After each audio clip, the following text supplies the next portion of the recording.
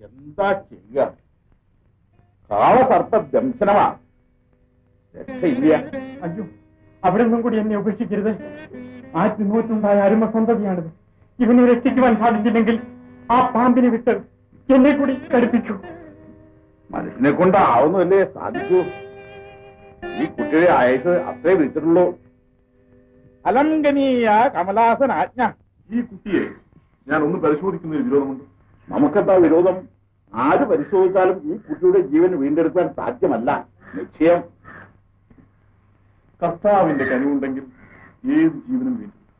കർത്താവോ? ഏത് കർത്താവ്? എന്റെ ഗുരുനാഥൻ, ലോകരക്ഷകനായ ഈശോ മിശിഹ. ഓ, ഒരു പുതിയ മതക്കാരൻ വന്നിരിക്കണമെന്ന് കേട്ടു. അത് നിങ്ങളാണോ? അതെ. നിങ്ങളുടെ കർത്താവിന്റെ ദൈവം കൊണ്ട് ആ കുട്ടിയുടെ ജീവൻ രക്ഷിക്കാൻ പറ്റുമോ? കഴിയുമെന്നാണ് എന്റെ വിശ്വാസം. എന്നാൽ നമുക്കതൊന്ന് കാണുമല്ലോ. കണ്ടാൽ മാത്രം പോരാ, അത് അംഗീകരിക്കുകയും വേണം. ചത്ത കുഞ്ഞിനെ ജീവിപ്പിക്കുമെങ്കിൽ ആ സിദ്ധി അംഗീകരിക്കുന്നതാണല്ലോ മര്യാദ. അങ്ങ് ശുദ്ധനാണെന്ന് എനിക്കറിയാം.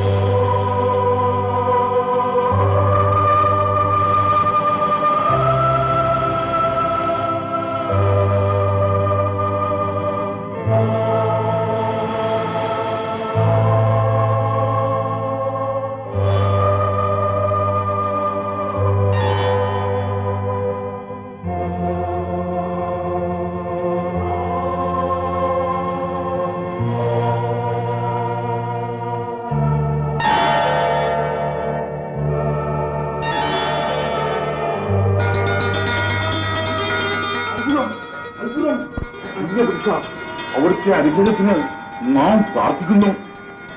സർവശക്തനായ ഈശോ മിശിഹ നമ്മെ രക്ഷിക്കട്ടെ.